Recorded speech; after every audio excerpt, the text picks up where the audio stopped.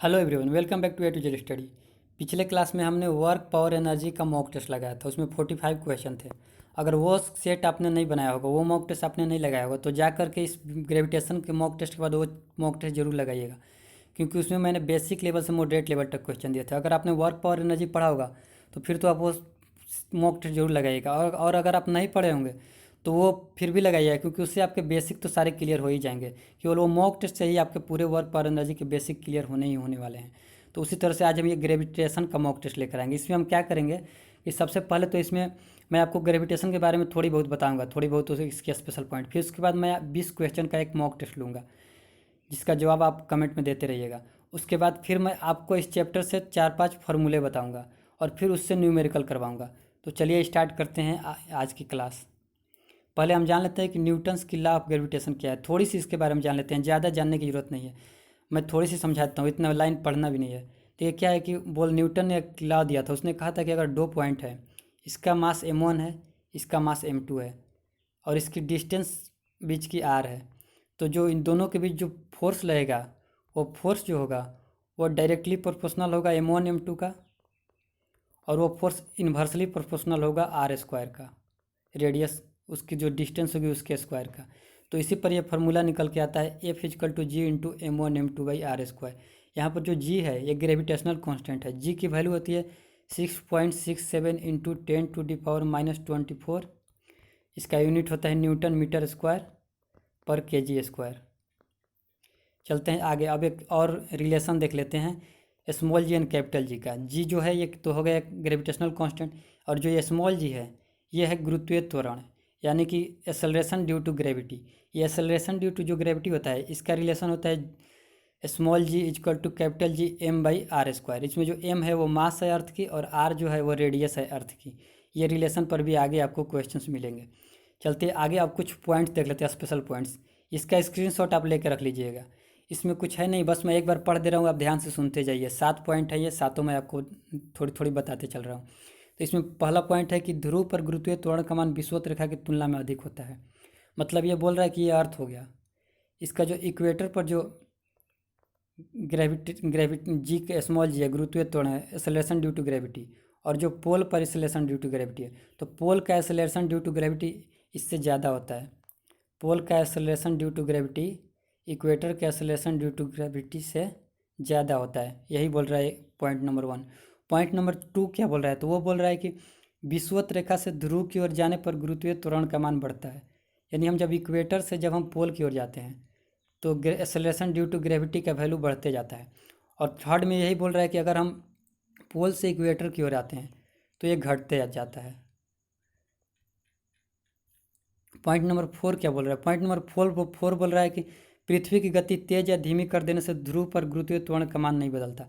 जो पृथ्वी की स्पीड है वो अगर तेज हो जाए या स्लो हो जाए, उससे पोल पर तो कोई असर नहीं पड़ेगा कि जी का वैल्यू जो रहता है वही हमेशा रहेगा।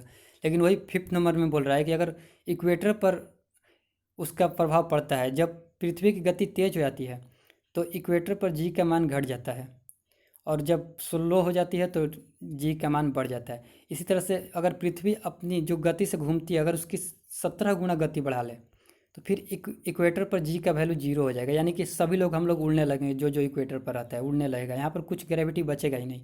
यही बोलता है पॉइंट नंबर 5। पॉइंट नंबर 6 क्या बोलता है, वो बोलता है कि पृथ्वी की गति कम कर देने पर विषुवत रेखा पर गुरुत्वीय त्वरण का मान बढ़ जाता है। वही बोलता है जो मैंने आपको पहले बता दिया। पॉइंट नंबर 6 में बोलता है, से लास्ट बोलता है पॉइंट नंबर 7 की यदि पृथ्वी से वायुमंडल को हटा दिया जाए, यानी कि अगर अर्थ से एटमॉस्फेयर को हटा दिया जाए, तो दिन रात की अवधि घट जाएगी। तो जो दिन रात की अवधि है 24 घंटे की हो रही है वो कम हो जाएगी। यही बोल रहा है पॉइंट 7। तो यही थे, कुछ बेसिक थे। बस अब हम क्वेश्चंस करते हैं, इसके बेसिक लेवल वाले क्वेश्चन करते हैं। 20 क्वेश्चन करेंगे, उसके बाद फिर मैं आपको इक्वेशन बताऊंगा, कुछ फार्मूला, उसके बाद हम फिर न्यूमेरिकल करेंगे इससे। तो जल्दी जल्दी मैं इसको स्किप करते जाऊँ, क्योंकि ये सब सारे जवाब आपको पते होने चाहिए। पहला क्वेश्चन है कि जी का SI मात्रक क्या होता है। तो ग्रेविटेशनल कांस्टेंट का SI मात्रक अभी मैंने बताया, न्यूटन मीटर स्क्वायर पर kg²। आप अपना आंसर मिलाते चलिएगा कि आप जो आपको जो याद है वो यही आ रहा है कि नहीं। क्वेश्चन नंबर अगला चलते हैं। अगला बोल रहा है कि गुरुत्वाकर्षण का सार्वत्रिक नियम का प्रतिपादन किसने किया था। तो गुरुत्वाकर्षण का सार्वत्रिक नियम का प्रतिपादन किया था न्यूटन जी ने। अगला क्वेश्चन बोल रहा है कि पृथ्वी की सतह पर गुरुत्वीय त्वरण जी का मान कितना होता है। तो वो होता है 9.8 मीटर पर सेकेंड स्क्वायर। आप अपना मिलाते चलिएगा, मैं इसे जल्दी जल्दी स्किप करते चलता हूँ, पढ़ रहा हूँ स्किप कर रहा हूँ, आप मिलाते चलिएगा अपना आंसर, क्योंकि ये सब मुझे लग रहा है कि आपको पहले से पता होगा, फिर भी मैं दे दे रहा हूँ। जिनको नहीं पता होगा उनका बेसिक क्लियर हो जाएगा, या जो भूल गए होंगे उनके धीरे धीरे याद आने लगेगा। अगला क्वेश्चन बोल रहा है कि जब किसी वस्तु को विषुवत रेखा से ध्रुव की ओर ले जाते हैं तो उसका भार क्या होता है। तभी हमने क्या पढ़ा, जब विषुवत रेखा से वो ध्रुव की ओर आता है, यानी कि जब इक्वेटर से वो ध्रुव की ओर जाता है, तो उसका भार किस पर डिपेंड करता है। भार W=mg होता है। तो जी का वैल्यू धीरे धीरे जब बढ़ रहा है तो उसका वेट भी तो बढ़ेगा, तो उसका वेट बढ़ने लगेगा। Option number 3 will be right answer. अगला बोल रहा है,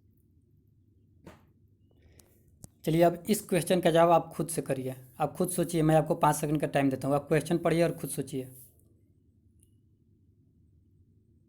क्वेश्चन बोल रहा है कि the value of acceleration due to gravity at equator of the earth is, बताना है आपको। इक्वेटर पर एक्सेलरेशन ड्यू टू ग्रेविटी यानी कि गुरुत्वीय त्वरण का मान क्या होता है। अधिकतम न्यूनतम 9.8 मीटर पर सेकेंड स्क्वायर या 4.9 मीटर पर सेकेंड। इसका आंसर आप सोचिए जल्दी, टाइम अप। मुझे लगता है कि आपने अपना आंसर सोच लिया होगा। अगर आप दो सोचे हैं न्यूनतम मिनिमम, तो आप सही सोचे हैं, इसका आंसर यही होगा। जब हम पोल से इक्वेटर की ओर आ रहे हैं, नॉर्थ पोल से आए या साउथ पोल से आए, तो ये घट रहा है, तो सबसे कम कब होगा, घटेगा जब यह इक्वेटर पर आ जाएगा। Right answer will be option number 2। अगला प्रश्न पर चलते हैं। अगला क्वेश्चन है ये अब आप सोचिए इसका आंसर क्या होगा, आप जवाब सोचिए जल्दी, क्वेश्चन को करिए जल्दी। बोल रहा है कि गुरुत्वीय त्वरण जी का मान, the value of acceleration due to gravity. आपके पास कथन दिए हुए हैं, बताना है कि इसमें से कौन सा कथन सत्य है। Is greater on moon respect to earth, is less on moon respect to earth, is equal at all places on earth, no any statement is correct. कौन सा स्टेटमेंट करेक्ट है आपको ये बताना है। पृथ्वी पर सभी स्थानों पर समान होता है, ये तो नहीं होगा, क्योंकि इक्वेटर पर कम होता है, पोल पर ज़्यादा होता है, तो ये तो हमारा एक तो कैंसिल हो गया। अब इन दोनों में देखते हैं 1 और 2 में। पृथ्वी की अपेक्षा चंद्रमा पर अधिक होता है, ये भी गलत है। पृथ्वी पर अधिक होता है, चंद्रमा पर अधिक नहीं होता। चंद्रमा की अपेक्षा पृथ्वी पर अधिक होता है, यानी कि पृथ्वी की अपेक्षा चंद्रमा पर कम होता है। Option number B will be right answer. अगले प्रश्न पर चलते हैं। अगला प्रश्न, उपग्रह चलता है, सैटेलाइट रिवॉल्व्स, उसका रीजन बताना है, क्यों चलता है, कैसे चलता है। Due to gravitation of earth, due to tensile force of earth, due to nuclear force, none of the above case. तो सैटेलाइट रिवॉल्व करता है, आपका आंसर इसका क्या है, जल्दी सोचिए आप। The right answer will be option number 1। पृथ्वी के गुरुत्वाकर्षण के कारण उपग्रह चलता है। Due to gravitation of earth the satellite revolves. अगले प्रश्न पर चलते हैं। Newton's law of gravitation is applicable, कहाँ पर एप्लीकेबल है, सिर्फ पृथ्वी पर, या सिर्फ लेबोरेटरी में, या फिर सिर्फ चंद्रमा पर, या सभी जगह कहीं भी, एवरीवेयर एट एनी प्लेसेज। तो right answer will be option number 4। आप अपना मिलाते चलिएगा, आपका कितना सही हुआ, लास्ट में आपको कमेंट में बताना होगा। और अगर आपको लगता है कि लेवल और बढ़ाना है तो आप ये भी कमेंट करके बता दीजिएगा। अगले चैप्टर से मैं लेवल और बढ़ा दूंगा और मॉडरेट कर दूंगा। ये जानबूझकर मैंने अभी इजी लेवल दिया है। अगला क्वेश्चन है, पृथ्वी पर गुरुत्वीय त्वरण जी का सर्वाधिक मान होता है कहाँ पे। हम पढ़ रहे हैं बार बार यही कब से, पोल पर जी का वैल्यू सबसे ज़्यादा होता है। अगला क्वेश्चन, चलिए ये क्वेश्चन करिए आप, आपके पास है 10 सेकंड, मैं इसके लिए 10 सेकंड दे रहा हूँ, आप क्वेश्चन पढ़िए और फिर इसका आंसर करिए जल्दी।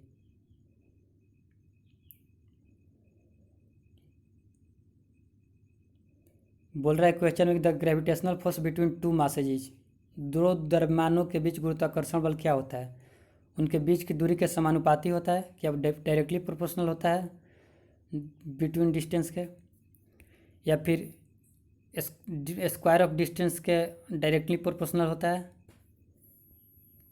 या फिर प्रोपोर्शनल होता है प्रोडक्ट ऑफ मासेस के, या फिर द्रव्यमानों के गुणनफल के विपरीत कर्मानुपाती, यानी कि इन्वर्सली प्रोपोर्शनल होता है प्रोडक्ट के, ये आपको बताना है।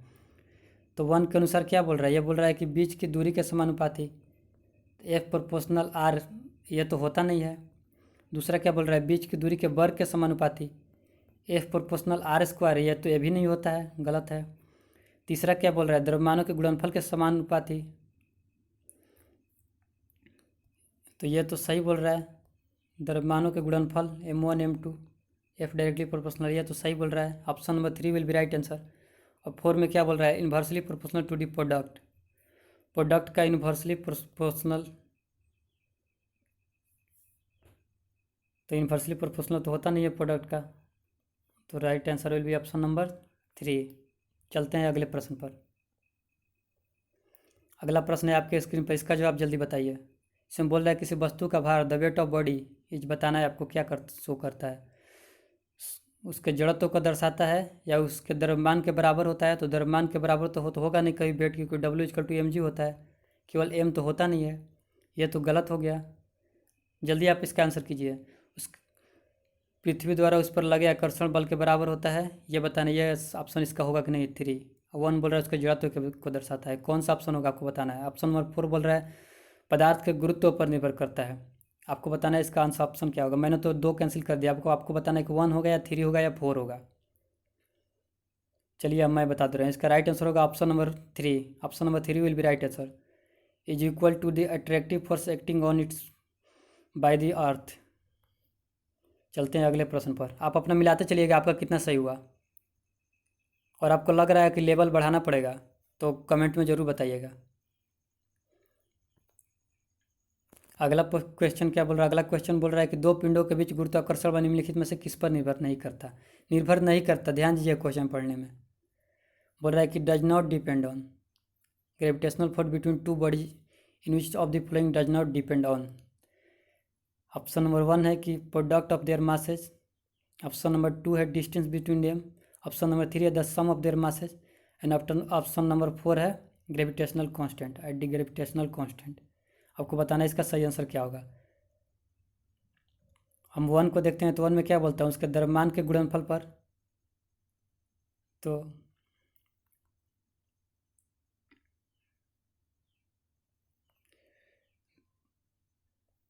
द्रव्यमान के गुणनफल पर M1 M2, इस पर तो ये डिपेंड करता है, यह तो सही हो गया, गलत नहीं हुआ।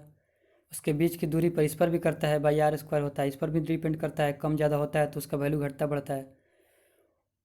4 नंबर बोल रहा है ग्रेविटेशनल कांस्टेंट पर, इस पर भी वैल्यू करता है इसका, जी का वैल्यू में कितना होता है 6.67 इंटू 10⁻⁻24 न्यूटन मीटर स्क्वायर पर kg स्क्वायर। तो इसका राइट आंसर होगा द्रव्यमान के योग पर, इस पर यह निर्भर नहीं करता है डिपेंड, क्योंकि यह तो फार्मूला में है नहीं। F होता है G × M1 M2/R²। और option number 3 will be right answer. चलते हैं अगले प्रश्न पर। अगला प्रश्न इसमें बताना, यह तो सबसे इजी क्वेश्चन है, W = mg, सारे लोगों को पता होगा। अगले प्रश्न पर चलते हैं। अगला प्रश्न बोल रहा है कि दो वस्तुओं के बीच की दूरी r हो तो उन वस्तुओं के बीच गुरुत्वाकर्षण बल समानुपाती होता है किसका, यह बताना है आपको। If the distance between two bodies is r, then the gravitational force between that body is directly proportional to the R² या r या 1/r या 1/r²। क्या इसका आंसर होगा।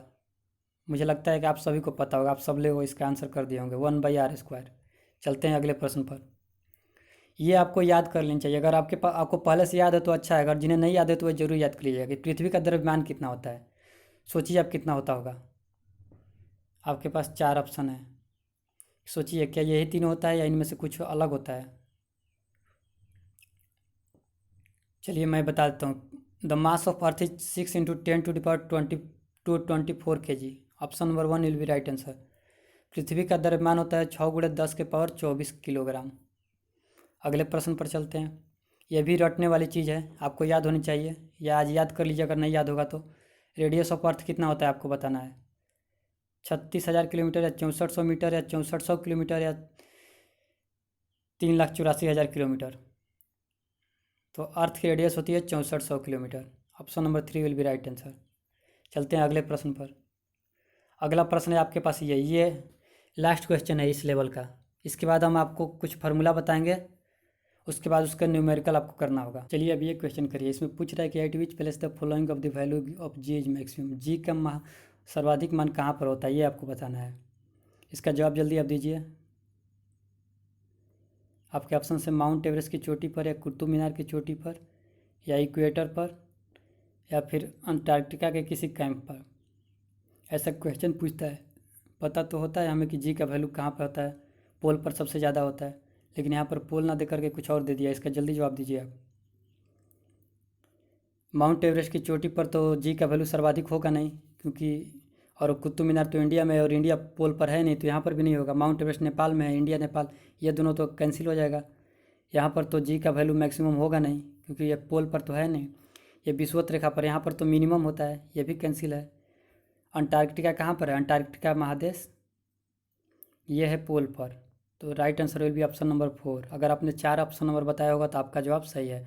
अंटार्कटिका किसी कैप में जी का मान सर्वाधिक होगा इनमें से। आइए अब 4-5 मेन फार्मूला देख लेते हैं इस चैप्टर से, ग्रेविटेशन चैप्टर से, जिससे ज़्यादा क्वेश्चन रिपीट करता है। 4-5 देख लेते हैं। जैसे हमने एक स्पीड एंड मोशन में एक फार्मूला पढ़ा था, एस बराबर U T plus half A T square.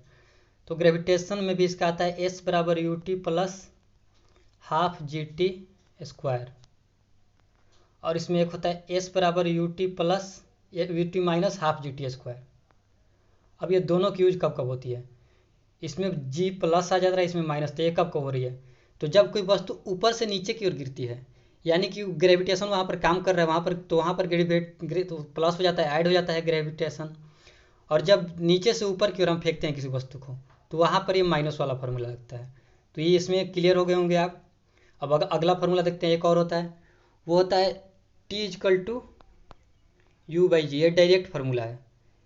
इसमें टाइम निकालना होता है। अगर वेलोसिटी दिया रहता है कि हम किसी वस्तु को इतने वेग से ऊपर की ओर फेंकते हैं तो कितने समय तक वो जाती रहेगी, या कितने समय तक उसका वेलोसिटी कितना रहेगा, उस वो डायरेक्ट निकलता है इस फार्मूला पर, t equal to u by जी।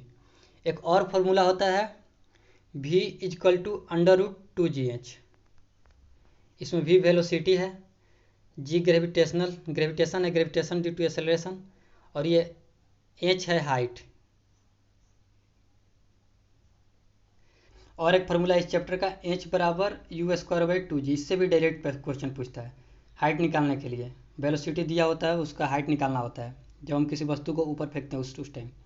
तो ये हमने पढ़ा, एक बार फिर से रिवीजन कर लेते हैं क्या क्या पढ़ा। तो पहला हमने पढ़ा एस बराबर U T plus half G T square, जब वस्तु ऊपर से नीचे की ओर गिर रही हो। एस बराबर U T minus half G T square, जब वस्तु को हम नीचे से ऊपर की ओर फेंक रहे हो।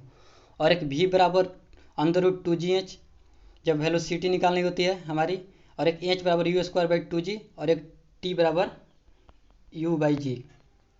ये तो ये 5 फार्मूला हमने पढ़ा इस तरह का। और इन पांचों फार्मूला पर अब क्वेश्चन करते हैं, और इन्हीं पांचों पर आता है। इससे ज़्यादा एयरफोर्स ग्रुप एक्स में या नेवी SSR डबल ए उन सब में इससे ज़्यादा का क्वेश्चन आता नहीं है। तो चलिए स्टार्ट करते हैं इस पर के क्वेश्चन जितने जितने मिले हैं, जितने क्वेश्चन मैं आपके पास ला रहा हूँ।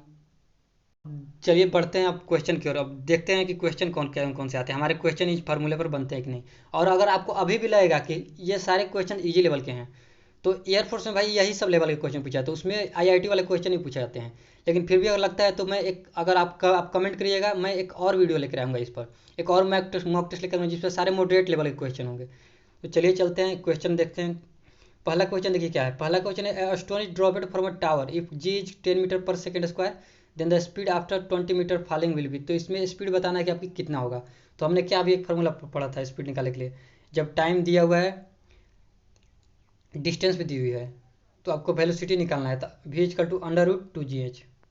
ये फार्मूला पर आप निकालिए। निकल रहा है कि नहीं जल्दी निकालिए, और आंसर बताइए इसका कितना होगा। जी की जगह 9.8 रख दीजिए और एच की जगह पर 20 रख दीजिए। फिर बनाइए इसका कितना आंसर आ रहा है आपका। जल्दी बनाइए। हो जाएगा 2 इंटू जी इजकल टू 10 दिया हुआ है, 9.8 नहीं है, 10 यहाँ पर मेंशन कर दिया है। एच हमारा है 20। इसको सॉल्व कीजिए, कितना आएगा। आ जाएगा 2 into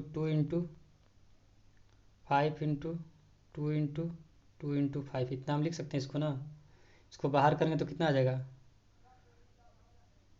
5 into 2 20 metre per second answer will be option number 3। आपका भी आ गया होगा। चलते हैं अगले प्रश्न पर। अगला प्रश्न है, किसी वस्तु को छत से गिराया जाता है तो गिरने के 3 सेकंड बाद वस्तु द्वारा तय की गई दूरी आपको निकालना है। ये कैसे निकलेगा, ये जल्दी निकालिए। इसमें डिस्टेंस निकालना है। जब वस्तु छत से ऊपर से नीचे गिर रहा है तो हमने क्या पढ़ा था, एस बराबर, जब ऊपर से नीचे गिरे तो UT plus half G T square, और जब ऊपर से नीचे गिर रहा है तो ऊपर में जहाँ से गिर रहा है वहाँ पर तो इसका इनिशियल वेलोसिटी 0 होगा, तो हम यूटी लेंगे ही नहीं। अगर लेना है तो आप लीजिए, ज़्यादा टाइम लगाना है तो एग्जाम में, लेकिन उतना टाइम तो बचता नहीं है कि हम उतना ध्यान दें कि यूटी भी लिखें सारा। तो हम डायरेक्ट क्या कर देंगे, इसके लिए एस निकालने के लिए half G T square, half G T square जितना आएगा वही हमारा आंसर हो जाएगा।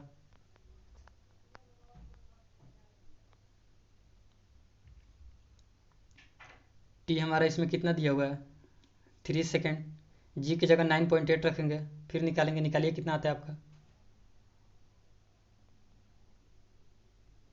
हाफ इंटू 9.8 इंटू 3 अब सॉल्व कीजिए, इसे कितना आएगा, आ जाएगा 4.9 इंटू 9।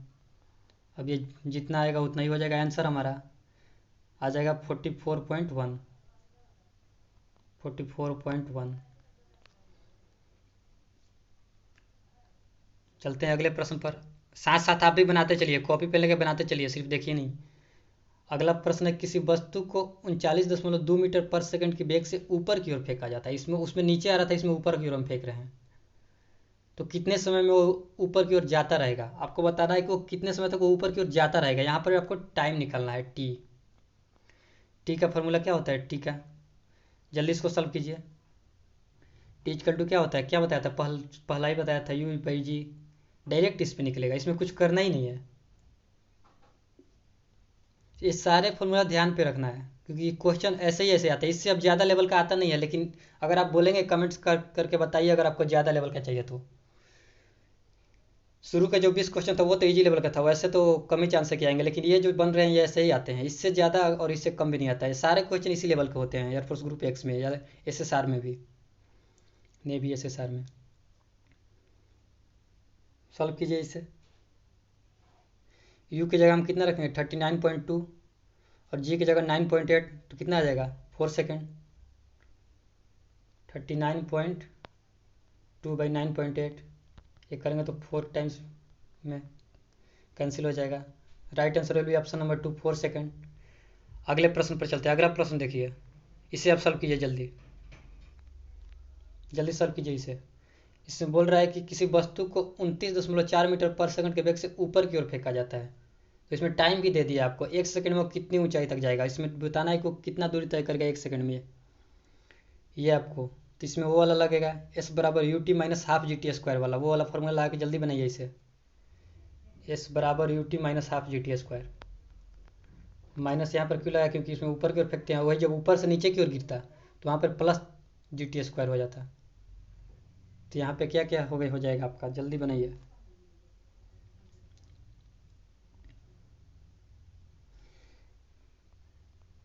प्राइमरी स्पीड तो हमारा दिया हुआ है, इनिशियल स्पीड 29.4 मीटर पर सेकंड वेलोसिटी दिया हुआ है v1।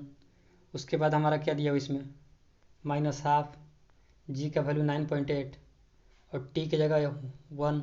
इसे सॉल्व किया, जितना आएगा उतना ही आंसर हो जाएगा। 29.4 माइनस 4.9, 29.4 माइनस 4.9 कितना आ जाएगा, ये 24.5, इतना ही आना चाहिए। हाँ, right answer will be option number 2। साथ साथ बनाते चलिए, बन ही जा रहा होगा आप लोग से, आशा करता हूँ पढ़े होंगे तो। अगला प्रश्न क्या बोल रहा है, यदि पृथ्वी की त्रिज्या 1% कम हो जाती है तथा इसका द्रव्यमान अपरिवर्तित हो तो पृथ्वी की सतह पर गुरुत्वीय त्वरण का मान निकालना है। इंग्लिश में पढ़ दे रहे हैं। बोल रहा है कि if the radius of earth reduced by 1% and its mass remaining the same, the value of acceleration due to gravity on the earth surface would कितना होगा। तो क्या होता है, inversely proportional to R square होता है ना। तो इसमें 1% कम हो जा रही है, तो जब रेडियस कम हो जा रही है तो इसका फोर्स तो बढ़ेगा,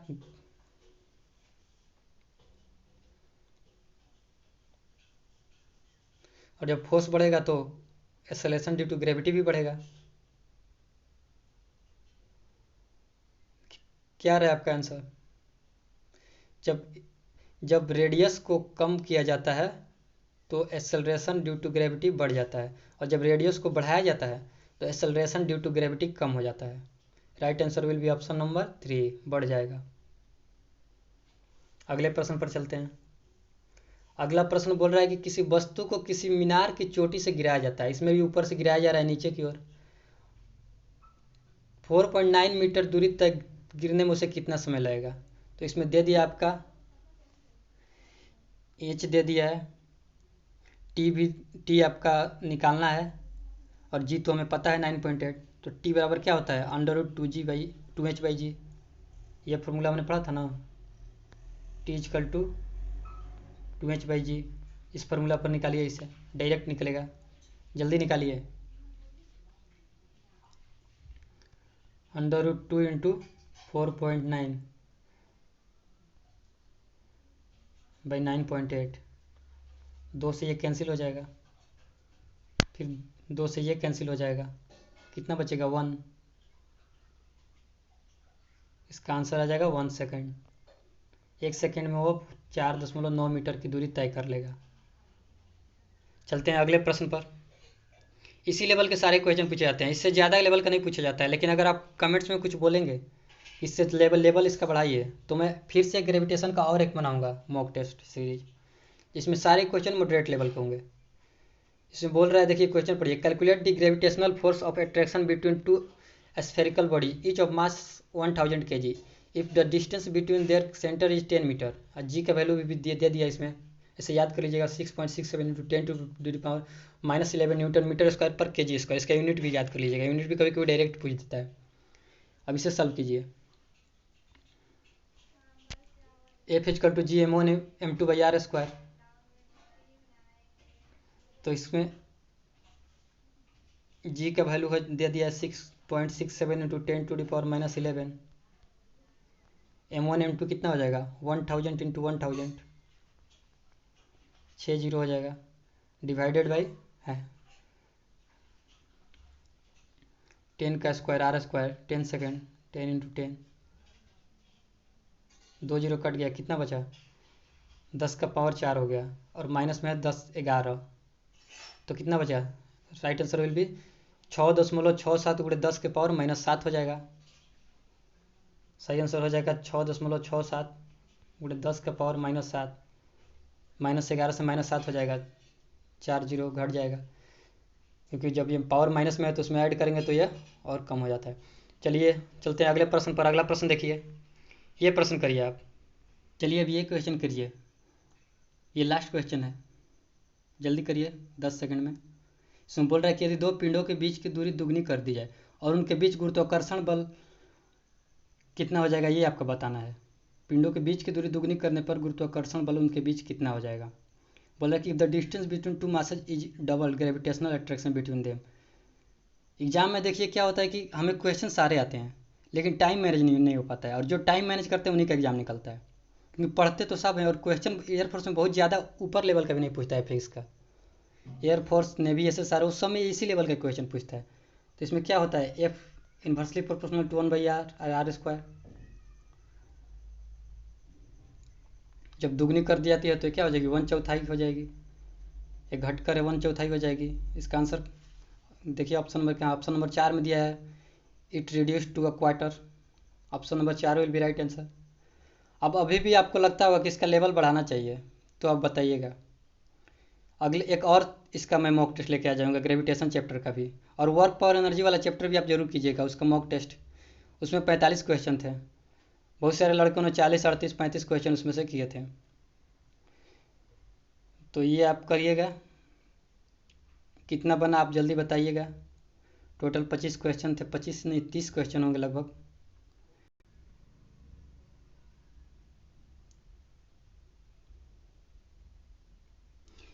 तो चलिए चलते हैं। अब मिलते हैं अब नई क्लास में। नई क्लास में कोई और नया चैप्टर लेकर आएंगे, उसका मॉक टेस्ट लेकर आएंगे, आपको नोटिफिकेशन मिल जाएगा। आप टेलीग्राम ग्रुप ज्वाइन कर लीजिएगा A to Z स्टडी का, उस पर आपको पता चल जाएगा कौन सा चैप्टर अगला होने वाला है। ठीक है, टेक केयर, बाय बाय, घर पर ये सुरक्षित रहिए।